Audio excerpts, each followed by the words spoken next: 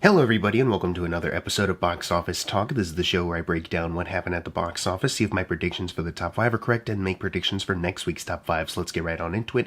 Last week I predicted that number 1 would be Ant-Man and the Wasp: Quantumania, number 2 would be Cocaine Bear, number 3 would be Jesus Revolution, number 4 would be Avatar: The Way of Water, and number 5 would be Magic Mike's Last Dance. And I very nearly got 5 out of 5 of my predictions right, but unfortunately I was just one off. The number 5 one, I should have maybe figured, because it was not, my prediction was not holding very well. A lot of you did guess correctly, so here are your shout outs right now. Congratulations. It was, very common apparently to guess like, oh yeah, it's not even going to be here, it's going to be this movie, and you're absolutely right. So congrats everybody who got it correct. Let's move on with what actually happened in the overall top 10. Number 1 was, of course, Ant-Man and the Wasp: Quantumania once again, but like I said last weekend, the second weekend was going to be the most interesting, and it doesn't take a genius to actually like predict that or say that, but yeah, this is very interesting as far as like the state of the MCU box office wise and also the audience reception to it.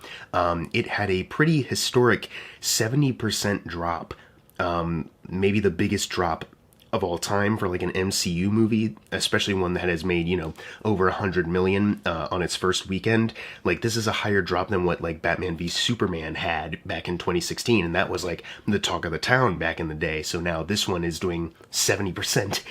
It made 32 million this weekend. Now granted, that does add to a domestic total of $167 million, and worldwide it is sitting at 363 million, so 37 million until it doubles its alleged $200 million budget.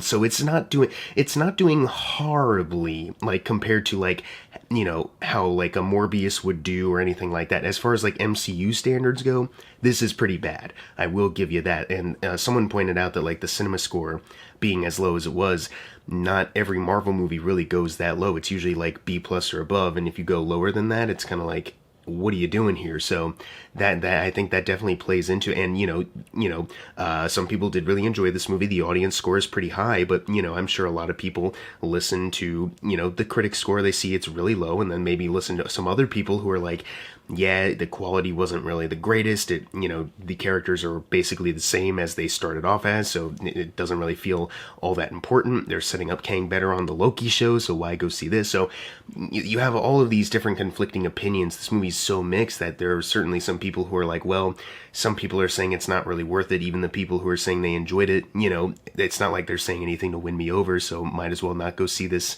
Or you have the people who saw it once and are like, instead of going to see it multiple times like they do other movies, especially in the MCU, they're just like, yeah, I think I'm good.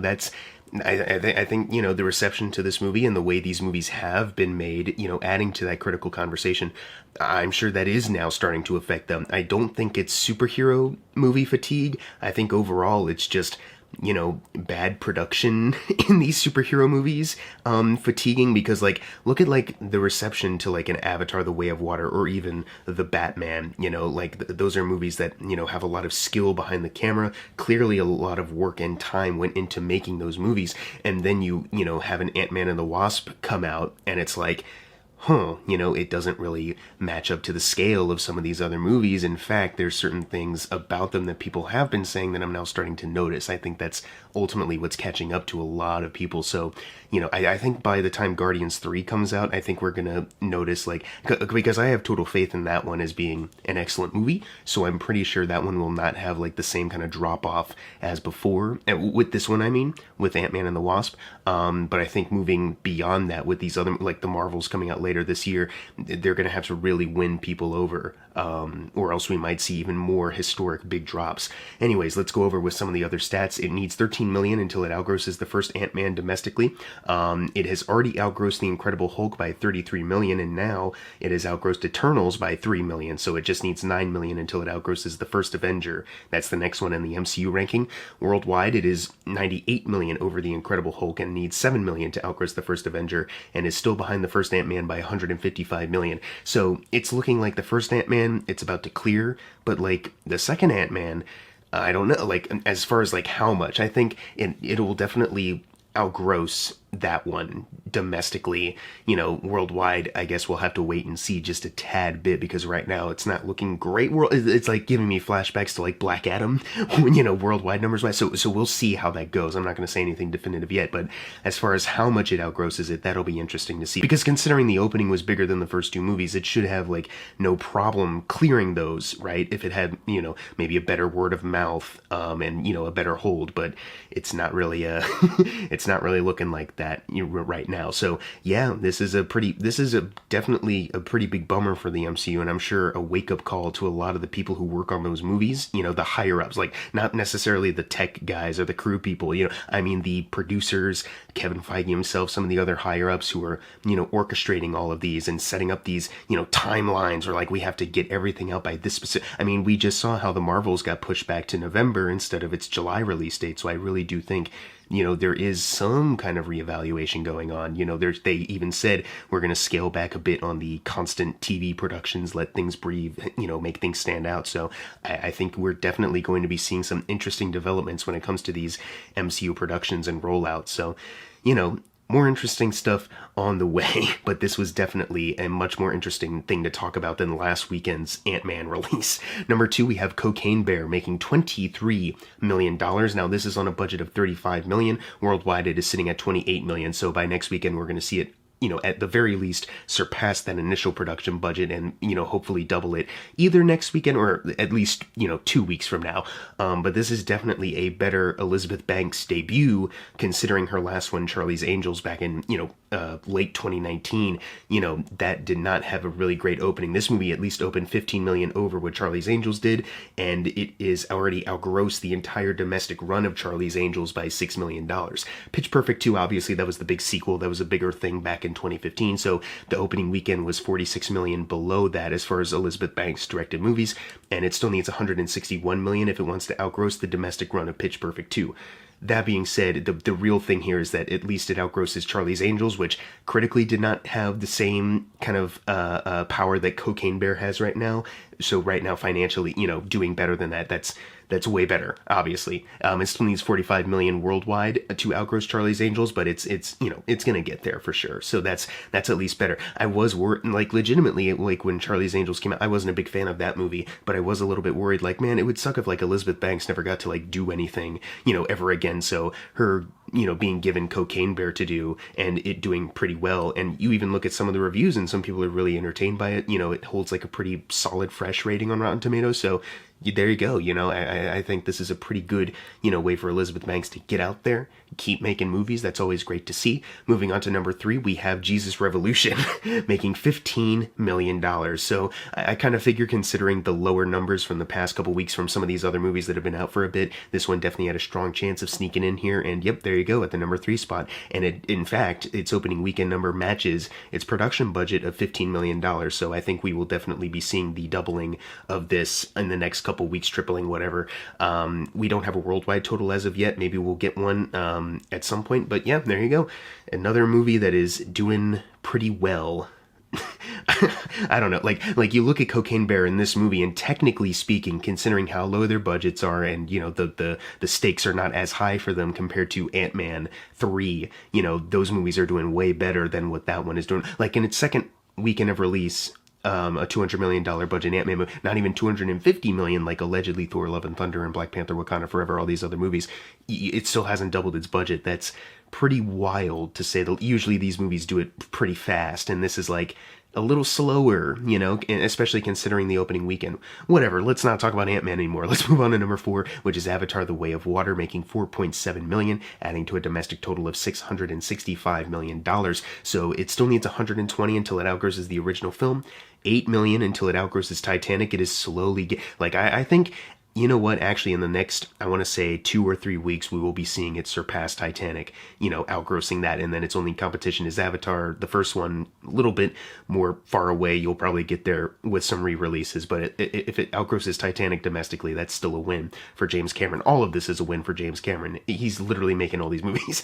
For the year 2022, it's still behind Top Gun Maverick by 53 million. That one's a little bit more of a long shot, but if it does outgross Titanic, in the next 2 or 3 weeks, like I'm saying, it will, take its number 8 spot for highest, domestic runs of all time. So that's pretty great. Worldwide, it is sitting at $2,267,000,000. So it still needs $656 million until the original movie, and it needs $527 million until it outgrosses Avengers Endgame's number 2 spot for highest grossing worldwide runs.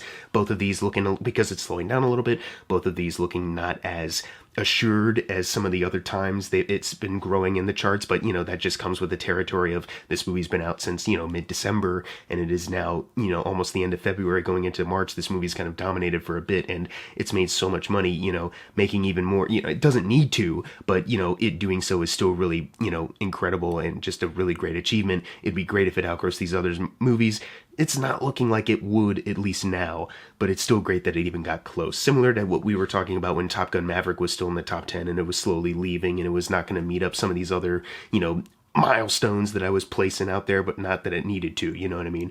Anyways, let's move on to number 5, which is Puss in Boots: The Last Wish, making $4.1 million, adding to a domestic total of $173 million. It needs 7, not that this needs to happen because it's already double, tripled, quadrupled its $90 million budget worldwide, but it needs $7 million more dollars until it actually doubles its budget domestically, which, combined with how it's, already done that and tripled it and quadrupled it worldwide, just seeing it do that domestically would, really show that there is still an interest. Obviously, there is still an interest in this, the numbers show, but just showing the numbers still growing domestically, especially since it's currently on VOD as well. The fact that it's still doing well in the theaters and there's still an audience who wants to go see this in the theaters, that would just look really good. It's outgrossed Kung Fu Panda 2 by $8 million, and now it needs $2 million until it outgrosses The Boss Baby domestically. Worldwide, it is sitting at $442 million, and it needs $49 million until it outgrosses the first Shrek. But when it gets $8 million, which it definitely will do, and hits the $450 million, it's going to make 5 times its $90 million budget, which is, that's I think the bigger milestone instead of, outgrossing Shrek at this point. That's just really great. The fact that it, has more staying power than Magic Mike's Last Dance, which is what I predicted last week and got wrong. I just think that's really incredible. This movie deserves it.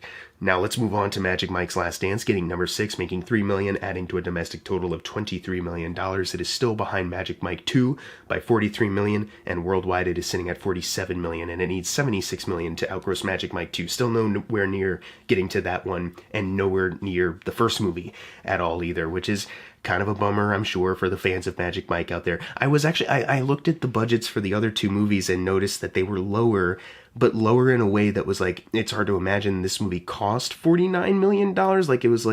It was kind of baffling to me. So I'm legitimately, maybe I got it wrong. Maybe Wikipedia gave me the wrong number and I should go back and check. I'm not going to do that right now, but maybe I should. Anyways, maybe they spent a little bit too much on this, or maybe I just have the number wrong and they already doubled their $5 million budget or whatever. I don't know. I don't really care. Let's move on to number 7, which is Knock at the Cabin, making $1.87 million, adding to a domestic total of $33 million. So it still needs $9 million until it outgrosses Lady in the Water, and then worldwide sitting at $52 million. It is still behind Lady in the Water by $20 million. So the fact that it's making $1.87 million this weekend kind of proves to me that with the small amount it's going to be making in the next couple weeks while it's still in theaters, it might just barely squeak by Lady in the Water, and then that's it. Not a grand surpassing or raising in the ranks of the M. Night Shyamalan filmography. It just seems like it's just kind of floating, pun intended, just floating down with Lady in the Water and then not really making any more waves. It's kind of like, man, that's kind of a bummer because I think this is a better movie than Lady in the Water, and I think this is a pretty solid M. Night movie that, a lot of people have been recommending, hey, this is pretty good, go check this out. And, some people did, and it's, $8 million away from tripling its $20 million budget, so that, that would be pretty good. If we see that happen, that'd be pretty good to see. But still, I think I definitely was expecting a bit more of a boo. I think maybe just overall the movie not being as twisty or whoa, man, like Split or The Visit or anything like that. I think maybe maybe that's what's getting at it just a little bit, but still, I wish this movie was doing a little bit better because it is good.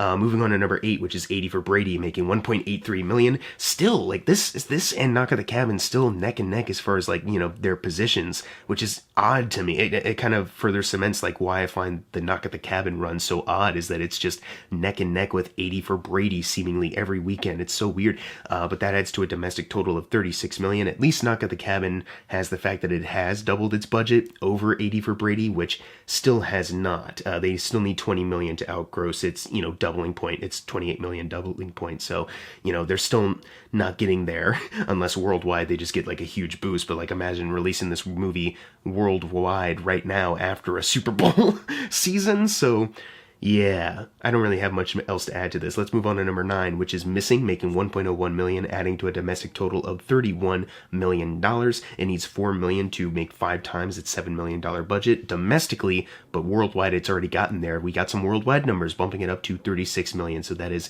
very impressive. If making 5 times your budget doesn't prove to some studios that you can make these movies really well, and some people do want to see that and see them push the envelope, just don't give an overabundance of it. I don't know what will. I do want to see more. I just hope it doesn't send the wrong message. And maybe because the numbers are, considering the budget is 7 million, though, maybe not. But maybe since the reception, or not the reception, the overall run isn't like 50, it's not with Regan, I guess is the best way to say it. Maybe that'll prove like, okay, we don't need to do like an overabundance of this, but let's just work with these same people. Let's find more, interesting, creative people to make these movies, and then maybe push the marketing of it and get more people in, and maybe run a bigger gamble on it, see if it pays off. I hope that this movie's success paves the way for that, maybe. Anyways, closing out the video, number 10, A Man Called Otto, still here, making $850,000, adding to a domestic total of 62 million, still 37 million behind Christopher Robin, but worldwide, we did it. We finally made it. It's past its doubling point of its $50 million budget. It is now sitting at 103 million, so 3 million over doubling its budget. Very cool. It is still behind Finding Neverland by 12 million for Mark Forster's other films. That's Christopher Robin too, by the way, in case you were confused. But still, like, the fact that this movie, the only thing this movie really needed to do for me at this point was to see that budget get doubled, because it's been having a pretty solid run the entire time.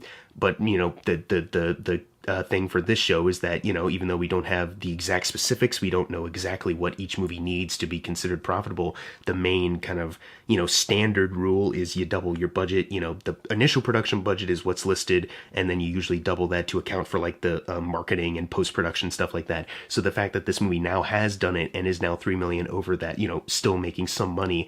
And the fact that I thought it was going to be gone last weekend when it was at number 10, but here it still is clinging on. It's not Regan that is still here or playing. It's A Man Called Otto. That's still pretty impressive, to say the least. Especially for a movie that has like no awards buzz. Like, it didn't get nominated for any Oscars as far as I remember, so that's also pretty impressive, to say the least. Now it's time for the fun part, the predictions for next week's top 5. Number 1, I'm going with Creed 3, very, very obviously to me. Number 2, I'm going with Ant-Man and the Wasp: Quantumania. Number 3, Cocaine Bear. Number 4, Operation Fortune Ruse de Guerre. If I mispronounced that, I'm sorry. I think this movie, despite the fact that it was pushed back a lot, and it probably doesn't have the best marketing in the world. I don't know how many people know this movie's coming out, but maybe just because of low numbers, considering for the other movies, I think it might still have a chance to squeak in. And then number 5, I'm going with Jesus Revolution. But what are your predictions for next week's top 5? Leave them in the comments below. And as always, thank you guys for watching. Make sure to subscribe. I'm Jackson Fulcher. See you guys next time.